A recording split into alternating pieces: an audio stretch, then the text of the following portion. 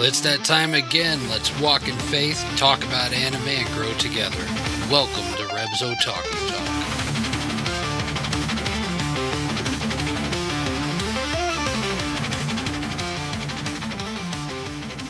Hey Otaku family, welcome back to Reb's Otaku Talk Studio Ghibli Fest. I'm your host Rev, and with me are my co-hosts K2. Howdy, howdy. And Raver Mom. Hi! This season, we're diving deep into the whimsical, heartfelt worlds of Studio Ghibli, where fantasy meets faith and wonder points us back to the creator. Whether you're a lifelong Ghibli fan or just discovering these animated masterpieces, we're here to explore each story through the lens of Christian values. From the skies of Laputa to the forest of Totoro, we'll uncover powerful themes, spiritual insights, and the beauty of God's truth woven into every frame. So grab your favorite snack, open your heart, and get ready for a journey where faith and fandom soar together. This is your Christ Walk with Otaku Talk. Studio Ghibli Fest starts now. In today's episode, we will jump into the world of The Cat Returns to, well, learn a whole lot of stuff, because there's not just one thing in this one. The Cat Returns was made in 2002. It's a charming fantasy adventure from Studio Ghibli, directed by Hiroyuki Morita. The story follows Haru, a shy high school girl who saves a cat from being hit by a truck, only to discover that the cat she rescued is actually Prince Loon of the Cat Kingdom. As thanks, the kingdom's feline citizens shower her with bizarre gifts, including an offer of marriage to the prince himself. Before she realizes what's happening, Haru is whisked away to the cat kingdom, where she begins to transform into a cat herself. Desperate to return to her human life, Haru seeks help from the dashing Baron, a suave, gentlemanly cat figurine come to life, and his quirky companion, Muta. Together, they race against time to break the enchantment before Haru loses herself completely to the feline world. Through her journey, Haru learns to trust her instincts, embrace her independence, and discover her own sense of confidence. The Cat Returns blends whimsy, humor, and the heartfelt growth into a light-hearted tale that celebrates courage and self-discovery in the most unexpected of worlds. Raver Mom, you're back. I am. Yay. This is exciting. I figured you would. It's been 2 weeks. I'm pretty sure that everybody's tired of hearing me and K2 talk. Yeah, the numbers don't lie. Ouch. Ow. That hurts so bad.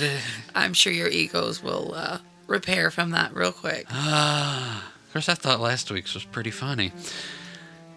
But then again, I was told I don't have that great of a sense of humor. So, we'll get out of that. So, Raver Mom, we'll start off with you. What did you think of The Cat Returns? I didn't like it. Really? Yeah. Why? So I was real nervous about watching this one after your review of Pom Poko. Yes. So I watched that today. What'd you think about Pom Poko? Didn't like it. But I didn't like it for both reasons. I guess the same reason.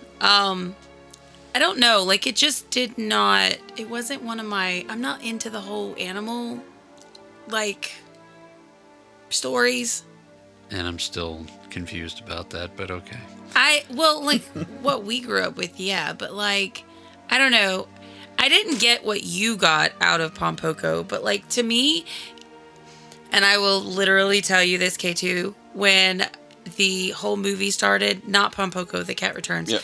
When it started and the girl was running out because of the fact that she was stumbling around, I was like, she's going to get hit with a bus. She's going to get hit with the bus. There's going to be something hit with a bus. And then she runs after the cat, and I was like, it's a truck, but... Hello, truck-coon. Yeah. Like, it's a bus, you know? And, like, it was just, I don't know, like, the girl was stupid.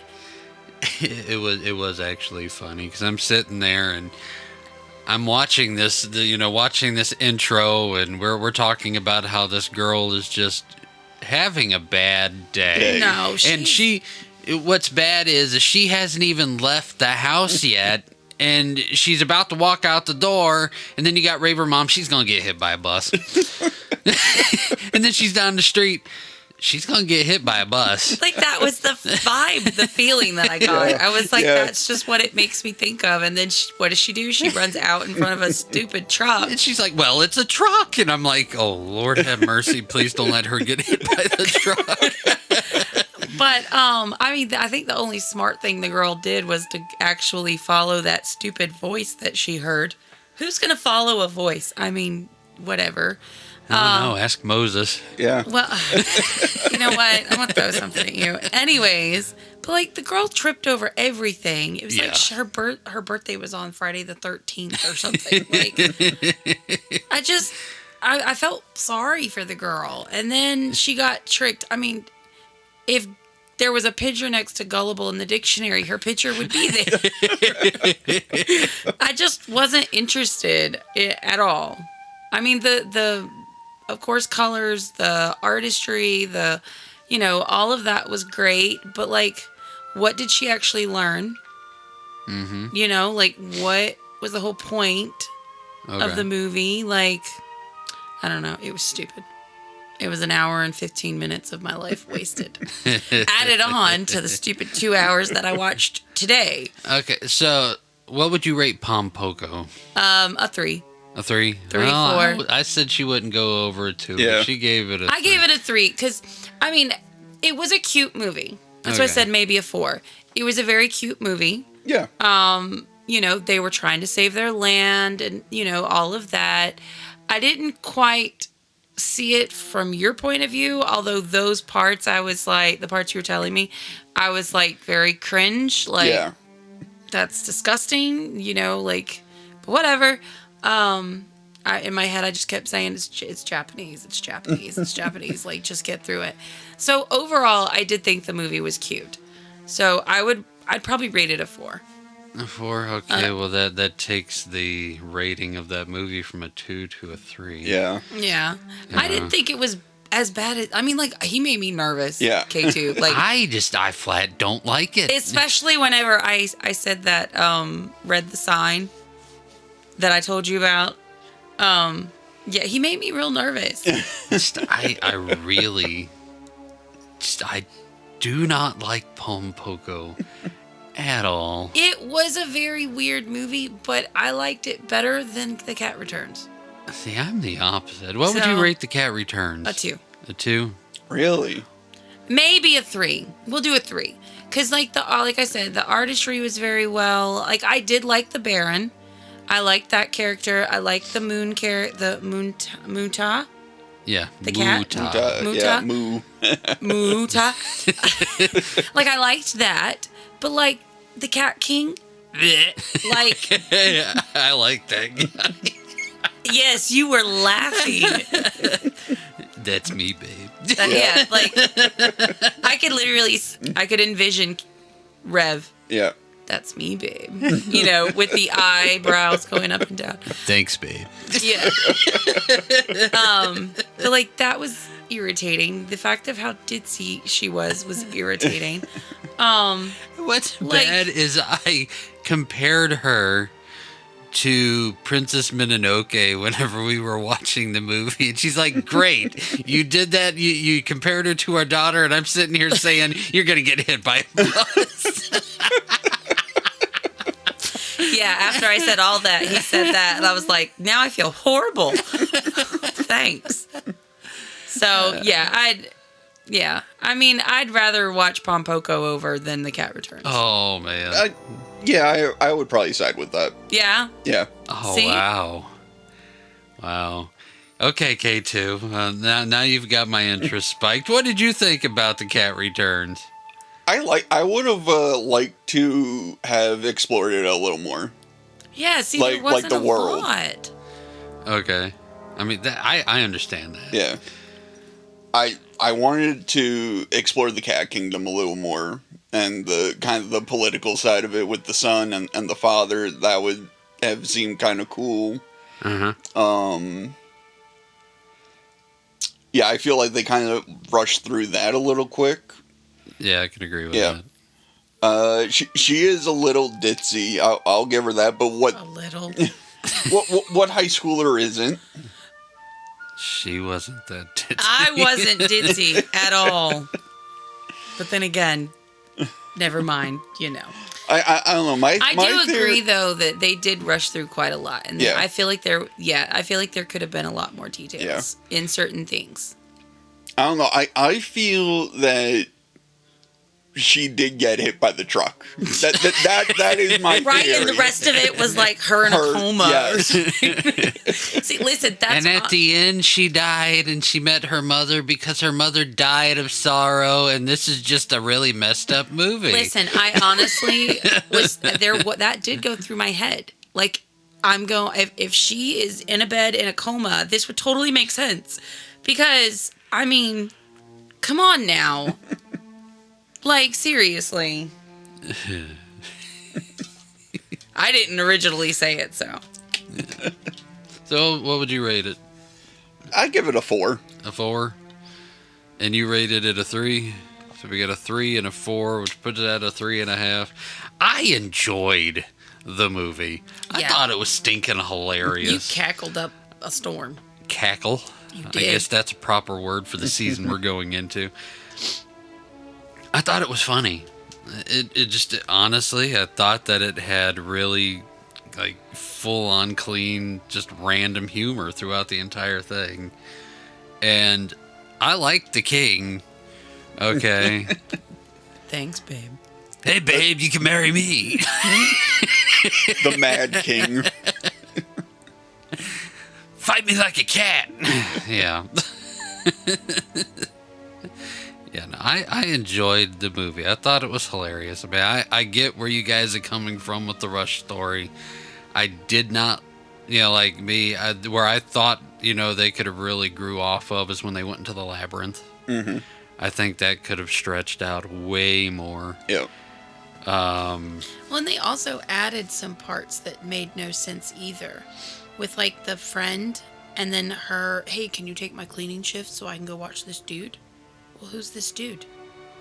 Like, what was that? What did that add to the story? Well, it's how she got to cleaning. Oh, I guess, yeah, while she was there and then she got approached or whatever. But them cats found her no matter what. Even if she would have been at home, they still would have found her. They found her at the Baron's place. This is very weird, by the way. Why? What's his name? You want to know what the Baron's full name is? Yes. Okay, give me Humbert. a second. Humbert? Humbert? Humbert. Yeah, it's German. Humbert? I'm gonna call him Humbert. Calling him Baron is weird. Humbert von Giekingen. Yeah, so I mean the whole Humbert, Baron Humbert, Vin whatever. That whole part was cute. Giekingen. Vin. Oh, it. If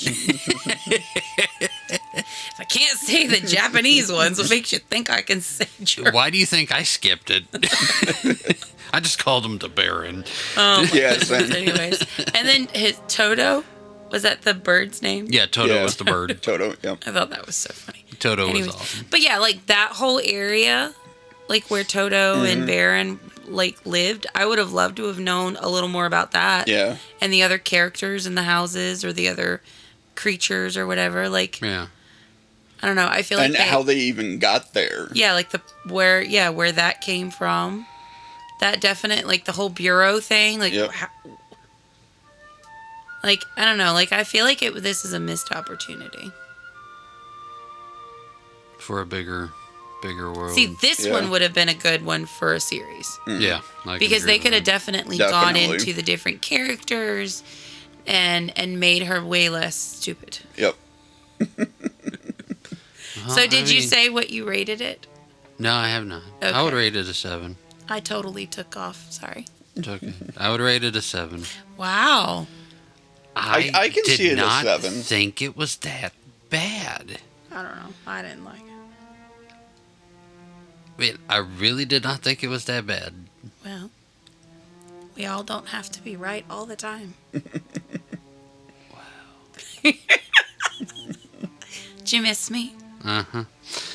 So, a 4, a 3, and a 7 That should pretty much So makes 5? that around a 5. Yeah. So, Reb's Otaku Talk gives it a 5. It's not the best in the world, but it definitely ain't the worst. Pomboko. That wasn't too bad. Yeah. But we got to talking about The Cat Returns, and normally we can just settle on one thing in a movie, but with as rushed and slowed down and twisted and turned and ditzy and not and dashing and hungry and whatever other emotions are in this movie and things that have happened, we all got something different out of it. What I got out of it was she had to, with me, the biggest thing that I saw was that she was deceived. And looking back on it, the deception was a smaller part of the story, and it was relatively insignificant after, I've had me and Raver Mom had an outside discussion on it. But whenever she entered the cat kingdom and, she's getting into her wedding dress and all of that fun stuff, they're talking and about her marrying the prince who's a cat. She goes, how can I marry a cat? I'm a human. And he says, oh, we've already taken care of that. What? And she's turning into a cat. So it's like, okay, well, this part you didn't tell me. I thought I was coming here to be polite, and, I'm still getting pushed into a marriage, but you didn't tell me I was going to be a cat. And deception is one of the biggest weapons that, the enemy can use against us spiritually. Is what they're offering us can look fantastic. Yes, this land will be yours. You will rule over it. You have a castle. You have a walk-in closet with people who address you. And right next door is a buffet. If you don't like mice, we have fish.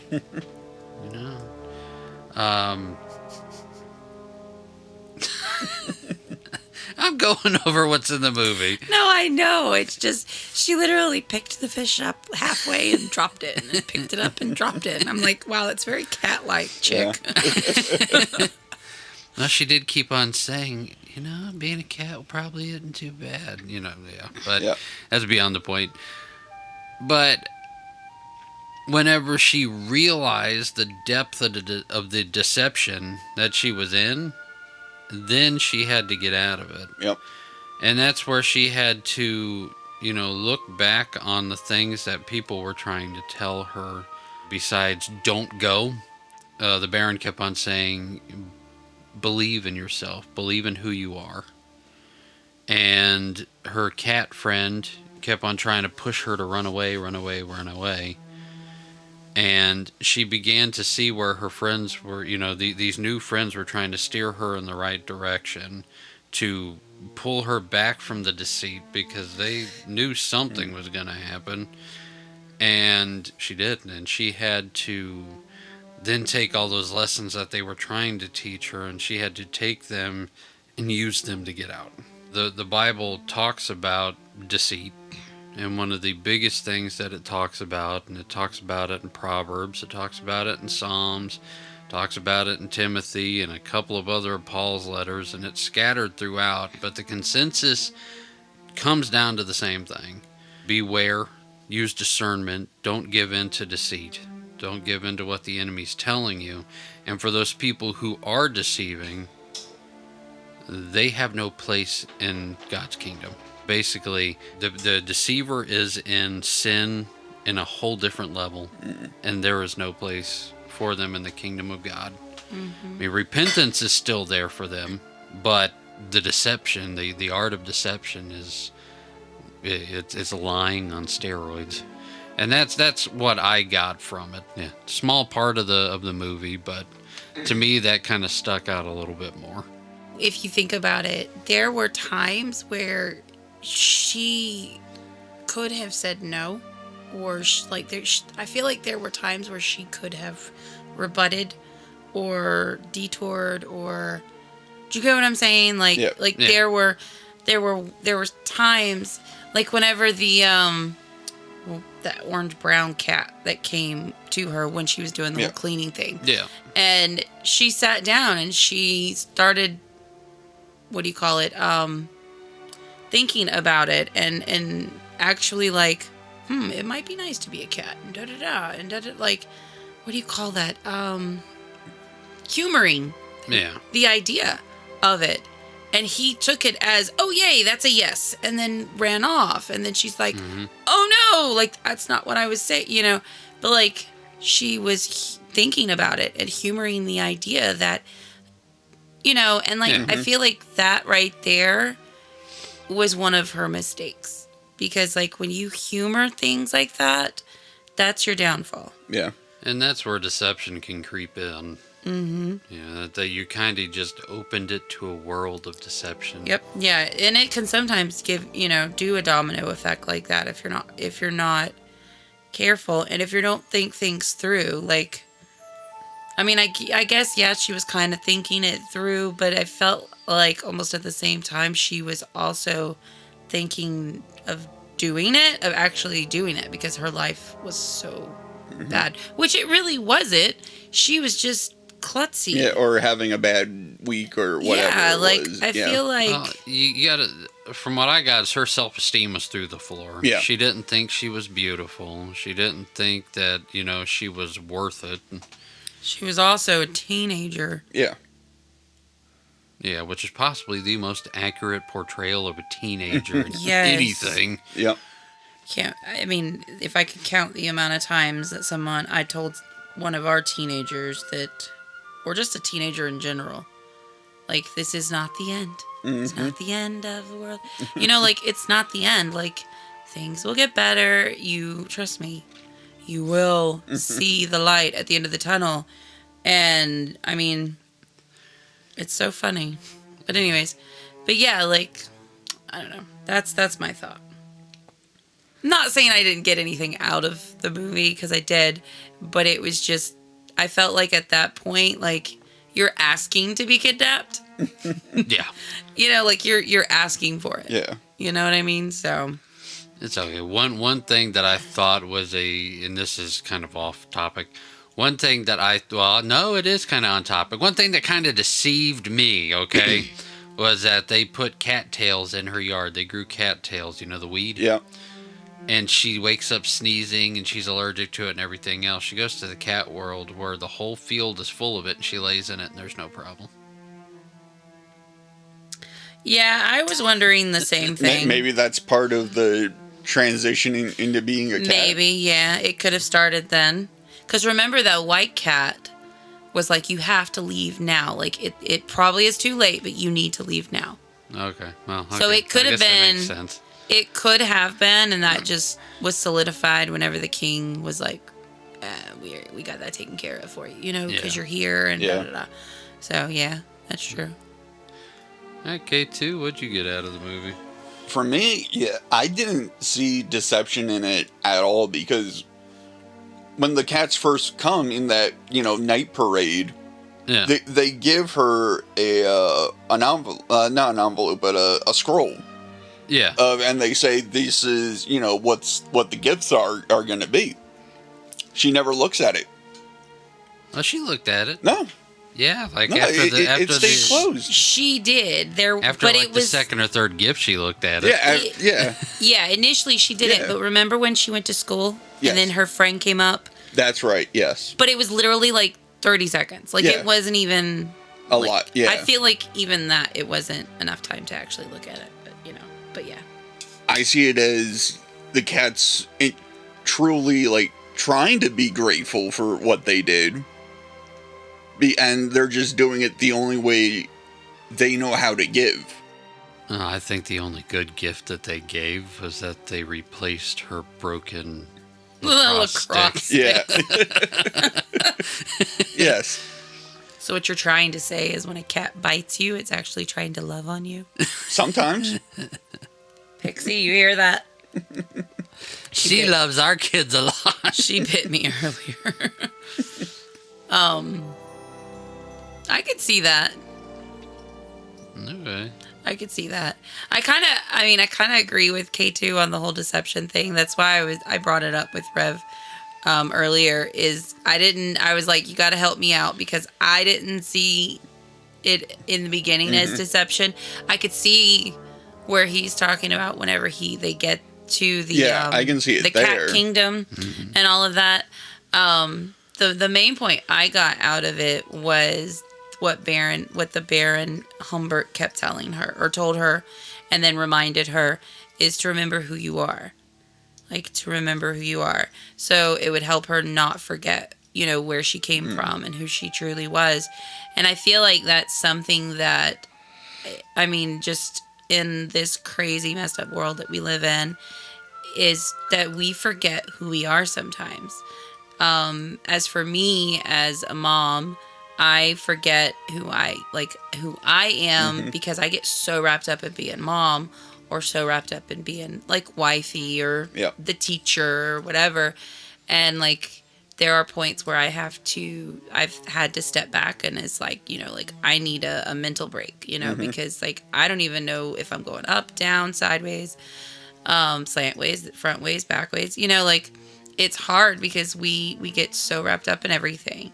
And remembering who we are, not just like our name and like our likes and dislikes, but also how God sees us. And remembering our root and why we were made and all of that is extremely important. And for Haru, it was very important. Yeah. Because that slowed down the transformation from being a human to a cat. And I felt like that was a really big thing for her, because it helped her realize and come to that realization of her life isn't so bad, and what she's going through isn't as awful. And I mean, like, it ended with her getting up before her mom did and making breakfast. And, oh, by the way, the tea. And, she said that whole line. And then she's out the door on her day. And she's actually doing things, and she was perfectly fine. Yep. And to me, it's all, that boils down to all about mindset and remembering your true purpose and where you come from. Deep, yeah. Did I disappoint? No. You didn't disappoint. Okay. But it does kind of still mold into the questions that I had set for this episode. The first question I have is, how can we stay grounded in our identity and faith when the world offers us things that look good but lead us away from what's right? I feel like I'm going to use a word we kind of coined in season 1. I feel like when you have a good fellowship, like that, don't you, boys? Yeah. But I mean, it's truth. Like, when you have people around you to help remind you or ground you or kind of bring you back from, because Haru had her best friend and her mom, and the Baron, I guess, wind up and Muta being on her side. And I feel like when you have people around you that can help remind you, and then of course reading the Bible and, sing and just having all those positive things around you. Okay. KT, you got anything? Yeah, I think having good support around you is never a bad thing. It's always going to be a positive, but you got to look out for what's the good support and what's the toxic support, essentially. And that's also in the film. The cats being the toxic support of, oh, look at all this great stuff you can do here. Yeah. You don't got to worry about a thing. Everything's going to be taken care of for you. Yeah. But you're going to lose your humanity. Yeah. Yeah. That's definitely a big thing. For me, I think, the biggest thing now is people are afraid to stand on what they see as right and what they know is right, because of the fact that they're afraid they're either going to be criticized, chastised, or even, physically harmed because of it. Yeah. And it's become such a huge issue that if you don't conform, then we're going to take you out. Yeah. And for a fear tactic to come in like that, to push us away, that's where we got to go back to our last 2 episodes for me. And we've got to remember the courage and the strength that we have through Christ, through our faith, and continue to stand up for what we believe and for who we are. And if we can remain in that boldness, honestly, I don't think people can touch you after, you can't be questioned on it. And I think we are winning that fight because, I mean, we still got to be careful, but a wounded animal in a corner is, your most dangerous. Yeah, true. Yeah, and one thing people forget is the Bible. Jesus told his disciples that they're going to be criticized. If you follow him, you're going to be criticized. Why? Yeah. Because he was criticized. Yep. And that's, I try to tell people that whenever they, oh my goodness, I said this and, I got yelled at or I got chastised or whatever. And it's like, what did Jesus go through? I mean, he went through a lot and then told his disciples, listen, you're going to go through this and more. Yep. Like, your life is not going to be easy just because you're a Christian. And that is one thing that people think, is that when you're a Christian, everything's all cupcakes, rainbows, and perfect. And like your past, and that's how your life always was. You didn't have a past. Why are you sad? You follow God. What's the problem? And it's like, I'm human. Yep. I have feelings. I have emotions. I go through things. Sit down, have a cup of tea. Let me tell you about it, And it's just like people forget that. And we've got to remember, like you said, we've got to remember our humanity and we've got to remember our identity and don't be shocked when they yell at you. Yep. I mean, because you're speaking truth and they don't like it. Yep. Something doesn't like it. So. Yeah.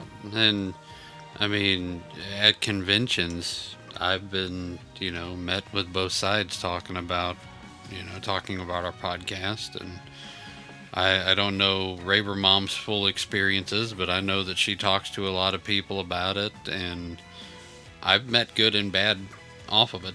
I mean, I'm sure, yeah. Yeah, I have too. We find it funny, which I don't know if that's a good way to put it, but at the fact of you have people that will, you do what? You watch what? And it's like, do you even know anything about it? Because they're speaking out of ignorance. Right. I mean, as sad as it is, you're speaking out of ignorance. And whenever you do that, that just shows you who shows who you really are. Yep. And it's sad. It's real sad. And I mean, I'm not one to sit there and say I know everything, because I mean, compared to Rev, when it comes to anime, I definitely don't, right? But I do my best, and I'll sit there and hold my own, because I know at the end of the day that I am doing what God wants me to do. Yeah. And you can have a how dare you attitude, or you can sit there and listen, because I'll sit there and listen, so. Yeah. It's, I've had, like I said, I've had similar, and, I've been accused of using people's passion for anime for my own personal agenda and everything else. And it's like, I am very wide open with what my ministry is. I mean, it's in the description. Yeah. It's in the opening of the podcast before we even get into it, that we are, looking at anime, but we're looking at it from a different perspective. We're looking at it from a God, Christ lensed perspective.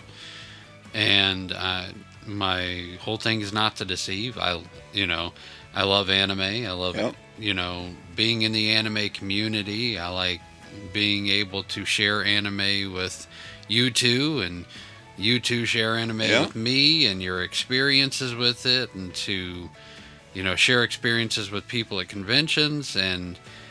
But that's only one part of what I do. It's one part of myself. The other part, primary part, is God. Yeah. And the fact that I can't look at, and watch these animes and look at these mangas without being like, being in that automatic comparative mode. I see parallels extremely easy. And it's like, man, that reminds me of Gideon.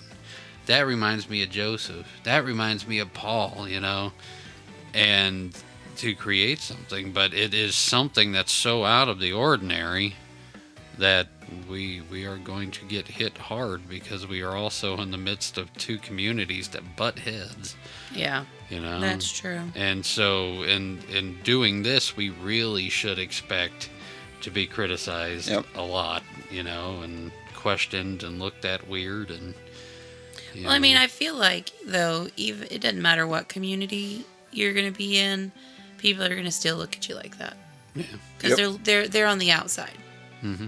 And they always, I mean, it's stereotyping or stereo. Yeah. Well, and media always throws whatever cultural fandom you're in is always going to throw it into a negative light. Yep. Yep. Oh, yeah, because that's a PR stunt. Yep. So, Yep. I will say, though, whenever Rev and I went to this last convention, we started talking, and we got really excited because, I mean, we didn't think, I don't know about you, K2, but I didn't think the ideas that we've come up with, I mean, that it would even get close to that this fast. Mm-hmm. Because, I mean, it's gotten so popular. Every time we look at the numbers, I'm like shocked that people actually want to sit here and listen to us talking, it's amazing. like it's a good feeling, and it's like, this is exactly what we're supposed to do. And then the next step is to actually take it into the real world, so to speak, the physical world, and not just being on a podcast. And I think that is, I mean, I love that we are all ready for that, and that God is putting us in that. But it just got me real pumped up. I know I haven't been here in a couple of weeks, but I'm still like jazzed about it, because I don't know, like I feel like we're going to reach even more, and we're going to do a lot more whenever we get more into it. Yep. Yeah. Our view numbers have like quintupled on average. Like average views, it's quintupled. That's awesome. Thank you, everyone. From season 1 to season 2. Yeah, and we definitely can't do any of this without everyone listening, of course, Mm-hmm. and sharing and liking and all of that. And it's amazing. People apparently needed this. Yep. And we're definitely doing what we're supposed to. So. Yeah. But anyways. Okay, well, fun question time. Yay. Question number 2. So enthusiastic. If you could talk to animals for one day, what's the first question you'd ask? Why are you biting me? We know who you're talking to. You're going to talk to the cat. It would be one of two things. It would either be to Pixie, why are you biting me? Or why do you bite the kids? What is the purpose of that? Because if it's to play, because that's what I think, then okay, I get it. We'll get your toy out, blah, blah, blah. You want a treat? Sure, whatever. But if it's not, I'm going to beat your tail. And then the other one would be to my chickens. Yeah. Why ain't you laying eggs? No, which ones are laying eggs? I've got one that's pink egg. They're like a pink hue on the shell. And then I have a brown one. And there's only one out of my 3 new ones that give me pink. But then the brown one, I don't know who it is. So. And then one of the brown one has speckles on it. Mm-hmm. Yeah. So, but whenever, you Google all that stuff, it's like it could be this to this range. So, yeah. Wow. I'd love to figure out because I know my leghorns aren't laying because, there's no white eggs right now. But I'd love to know of the new ones, which ones are laying and which ones aren't. So. Yeah. Okay. K2? I guess I would just ask every dog I meet, is your owner good? Okay. Oh. Yeah. And then compile a list of who's not good. Go beat him up. And then he's gonna turn into Dog Man. I'll give it to Keanu Reeves. He does a good job with that. Yep. You killed his dog. John Wick ain't gonna like you. Nope. I think with me, I would ask fish what food they liked. Because I'm tired of going fishing and catching absolutely nothing. Okay, I'll try every trick that every Bass Pro puts out there. I've tried every old school antic that, everybody who said, oh, this always works, and it never does for me. I would just, yeah. I mean... So if you have a fishing trick, put it in the comments. We'll try it. For 18 years... I probably only caught one thing. No, and you've caught a couple of things. No, I mean full reel in. Oh, okay. I think one of them was a turtle. Not accidental. One of them was a turtle. Yes. And then I hooked a huge mudfish, but that snapped loose. And I know everybody out there who actually fishes, you don't eat mudfish, but with the Native American side of my family, there is a way to cook that mudfish. So... yeah. Raver Mom's over there like, yeah, you can eat that by yourself. Yeah, pretty much. Although the first time, we did catch fish when we lived in Georgia. Yeah, because they had no cast net laws. And then I showed you how to clean it. That was fun. Yeah. And I caught one jumbo shrimp. That was a very satisfying shrimp to eat. I'm sure. What's funny is I caught the shrimp with my hands. I didn't catch it in the net. Yeah. I caught it with my hands. So it was a very satisfying shrimp. And then I did catch a couple on a pole. I caught some flounder one night. Oh, that's cool. The flounder was skipping across the canal, which was really cool to watch with the moon, beating off the water. And we got some flounder. Nice. They were very small. But yeah, no. Here in Florida, we have caught close to nothing. I have caught close to nothing. Raver Mom has caught more than nothing, but yeah. Because I was taught how to fish very well. I was saltwater, you're freshwater. Yeah, my nanny was the fishing queen. She was awesome. Yeah, I mean, you talk about newspaper clippings for over a decade wow. on her fishing. I thought that was really cool to learn that about her nanny. That's cool. Yeah. She was a very awesome lady. Mm-hmm. Anyways. So when we stay grounded in our faith and we remember who we are in God, we can see through the things that seem good and hold fast to what truly matters. And while it's fun to imagine talking to animals, the real conversation God invites us into is listening for His voice and following His truth. And that is the one that leads us home. So now, for the moment that we've been waiting for, we are going to play a game. It is time for the Anime World Mashup. Boom, boom, boom. Woohoo! Your tablets are down there on the shelf. Oh. I'm going to go back over the rules of the Anime World Mashup. You can pick your main character. Any anime world, any character, doesn't matter. And then you're going to pick an anime world. Any world. Doesn't matter what it is.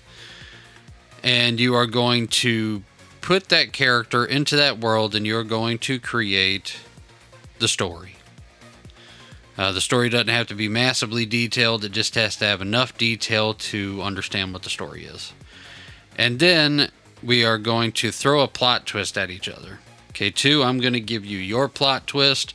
You are going to give Raver Mom her plot twist. And Raver Mom is going to give me my plot twist. All right. And I'm going to make sure that it has nothing to do with cars because I don't want to go through that again. Our plot twist, I said that it was going to be a special rule this season, and here is the rule. Your plot twist has to be based out of the Studio Ghibli universe. Short, sweet, simple. It has to be out of the Studio Ghibli universe. Whether it's inserting a character, it's inserting an object, it's inserting a a environmental disaster, a world disaster, whatever. You just have to insert a plot twist from Studio Ghibli. All right. So we are going to start with our story, and you will feel a time jump on the other side of this because I'm not going to sit here for 10 minutes and, let you guys hear dead silence. So let's get to work, guys. Okay. I think I got mine. Yeah, same. Okay. So you want me to go first? You guys want to go first? How do you want to do it? You can go first. Okay. So mine is my main character is Naru from Ghost Hunt. Okay. He's the guy who owns Shibuya's psychic research. Yeah. He's the ghost hunter, and put him into the Demon Slayer world. Oh. And he goes into this world and he is hunting after these supernatural phenomenon that are the demons. And after getting in the Corps' way enough times, he ends up heading their intelligence department. Okay. Okay. And I have to come up with a twist. A plot twist. Oh, that's right. Yeah. Using Studio Ghibli. Oof. Okay. I'll have to think about that. Yeah. Okay, K2, what's yours? I got Light Yagami from Death Note Okay. going into Kogias. Wow, that's a jump. Okay. Yeah. He has to get the Death Note back from Lelouch because Lelouch has it, but to him it's just a notebook. That's dangerous. Yes. That's screwed up. Okay. Raver Mom, what love story are you telling us this season? It's not a love story, but you made the comment earlier, and I don't know if I want to tell you. No, what is it? Raver Mom, your story last season was simple, to the point, and won. Okay. So my character is Inosuke, Okay. Okay. and he is the new member on the Going Merry to try and be the best on the Grand Line. And I can't tell if you like that or not. I think she's going to beat us again. Yeah. You just think of the battle between him and Zoro before he came onto the ship. Right? That battle alone. And he would fit in with Yep. with the Straw Hat crew. Yep. So, ouch. Okay. Yeah, I have a feeling we're going to lose. Okay. Plot twist time. Again, I'm going to make one for K2. Yep. K2, you're going to make one for Raver Mom, and Raver Mom's going to make one for me, and it has to be Studio Ghibli. So how can we really mess up these stories to give it a full-on twist? How can we boost the excitement using Studio Ghibli? Now, what was yours again? Naru from Shibuya Psychic Oh, Research going into the into demon. the Demon Slayer world. Okay. The demons are using soot sprites.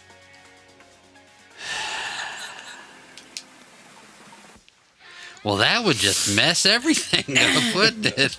We're chasing soot sprites today. Okay. Now I've got to come up with a scenario that involves that, or using soot sprites. Because they got them creepy eyes. And now they have soot sprites. The thing is, those things are everywhere, and it would throw any type of reading off constantly.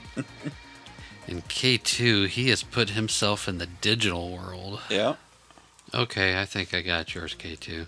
Okay. So, you want me to give you yours? Yep. Or, okay. So, you, Baba, from Spirited Away, Okay. the lady who owns the bathhouse, has somehow gotten a hold of your book Ooh. and is using it to keep track of her employees. Oh. Wouldn't that just give her new employees? Oh. That's for you to figure out. Oh. Okay. And for you, I am going to say the Sky Pirates from Castle in the Sky. Castle in the Sky, thank you. Have a devil fruit. They're not sure what to do with it. And we know who's getting devil fruit powers, don't we? All right, so we're going to take our plot twists and we have to mold our stories to them. You want me to go first again? Yeah, that's Yeah. fine. Okay. So, Naru discovers the Soot Sprite's love for candy stars, and the core members use the stars to congregate the Soot Sprites into one location, and they backtrack the trail of the Soot Sprites to the demons that set them loose. Good job. Okay. So for me, Light's going to get one of the Black Knights and join their crew, try to weasel his way in to get more information about where his book is. Him and Lelouch, Lelouch is, I think, going to try and backstab him once they get the book. Okay. But first they gotta find it. So they get their technology and they find this weird anomaly and they find it. And then they take their mechs and go in and stuff goes boom. They blow up the bathhouse. Yep. And somehow the book survives. The book survives because Yeah, well, it's what's his name? supernatural, Yeah, so- the dragon Yeah. beats them. Oh, Haku? Yeah, Haku. Okay. Yeah, Okay. That's You said- awesome. because of magic. Okay. I love it. That's so awesome. All right. My turn? Yep, your turn. Okay, so the Sky Pirates find the devil fruit. A Nosuke, of course, has to have it. Finds out what it is, and it is the Pika Pika Nomi. Did I say that right? Mm-hmm. Which is the one that grants power to move and attack at the speed of light. Oh wow, So then he becomes untouchable. that's scary. Yeah, a little bit. Can you just imagine him running around laughing? I can, and honestly, when I meet the voice actor, I'm going to tell him. I want Zoro to have that. The Pika Pika power. Yeah. Thing is he wants to become the world's best swordsman on his own. On his raw own, strength. Which is commendable, but yeah, there's so many Yeah, shortcuts he's not he could gonna. take. He wouldn't even need it. So anyways, there you go. All right, so that is our mashups for this season.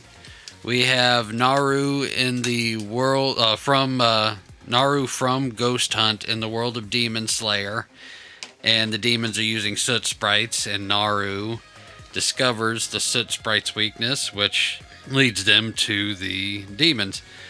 And then we have K2's, which is Light from Death Note. Death Note going into Code Geass, Yeah.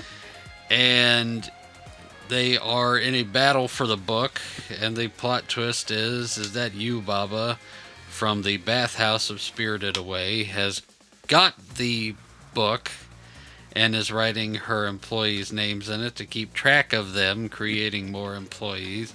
But that's okay. They blow it up with mechs and who's that? I just said his name. Haku Haku. Yeah. saves the book. Magic. Yep.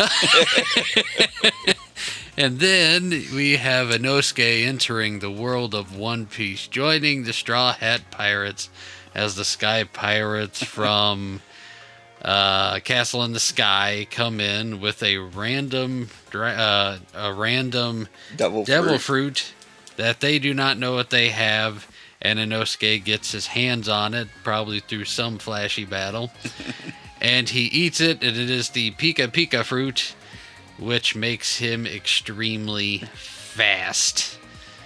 And we can just imagine him running around at the speed of light, laughing. Yep. Which is just scary to think of. I thought it sounded So pretty cool. we are going to put it to you guys out there in the audience. You are going to, we're going to have a poll put up on Facebook as well as X and on Spotify. And you can do the survey through those three, or you can leave a comment down below on whatever platform you're listening through, and we will compile the results. And in probably about 2 episodes, we should have a winner. So it's up to you guys out there in the real world to pick a winner. And, you can go back and hear the stories a little bit more thorough to pick your favorite. But, yeah, it's all up to you guys. Pick me. No. I got giant mechs in mine. Yeah, we all know Raver Mom's going to win. Oh my goodness. All right, well, join us as we close in prayer. God, I thank you for your sacrifice. I thank you for your Son and the sacrifice that he made for us on the cross. I thank you for the many blessings that you have in our lives and the lives of our listeners. God, I pray that as we move forward in life, that we remember who we are in you and to believe in the identity that we have in you. That we take that identity and we use it to push forward through our circumstances, no matter what the obstacle is. And God, we ask that you open our eyes to see you in the wonder, the lessons, and the beauty that's around us, even in the worlds created by artists and animators. Let our passion for anime draw us closer to your truth. In Jesus' name, amen. Amen. Thanks for hanging out with us on Reb's Otaku Talk Ghibli Fest. Make sure to subscribe on your favorite podcast platform, and don't forget to like and follow us on Facebook at Reb's Otaku Talkers and on X at Reb's Otaku Talk. We'd love to hear from you. Drop a comment, leave a review, and share your favorite anime and God moments with the community. Also, check out Reb's Otaku Shop to grab some awesome merch, and don't miss out on a bag of Reb's Conco Heat Coffee. The link's in the description below. Until next time, keep your anime collection strong and your faith stronger. See you later, guys. Take care, all. Bye. Crown, can you keep it up? Listener mail and fan debates. We love the art the Lord creates. From Studio Ghibli to Naruto, God speaks in ways you didn't know. Stories rise like rising sun. We break them down one by one. True, this ain't just hype, it's revelation. Anime with holy inspiration. Otaku life with transformation. Faith and fandom, no limitation. It's Ribs! Otaku Talk! From JoJo's post to Spirit Lead, we laugh, reflect, and plant that seed. It's Ribs! Otaku Talk! So hit that play, don't walk away. Let's geek and grow in Jesus' way. O-T-A-K-U, talking truth in all we do. Revs crew, rolling through. Faith meets fandom just for you. Hey, Otaku fam. I know for the past couple of weeks we've talked about doing a full review of the new Demon Slayer Infinity Castle movie. Doing it from our signature 3-point review as we review it critically, as a parent, which we've already released, and from a Christian perspective. And we have done just that, but due to the length of the review, we are going to be releasing a special just reviewing the Demon Slayer Infinity Castle movie, and it's only going to be on YouTube. So please make sure that you're subscribed to our YouTube channel. That way, whenever that video drops, where we are doing the review, you will be the first to know. So head over to our YouTube page, Reb's Otaku Talk, like and subscribe, and get ready for that special review that is coming out specifically for YouTube. This one was requested by quite a few parents, so we have done a review, and we are going to compile the previous episode where we did the parental review and the review that we've done this past week into one episode, so everything is together.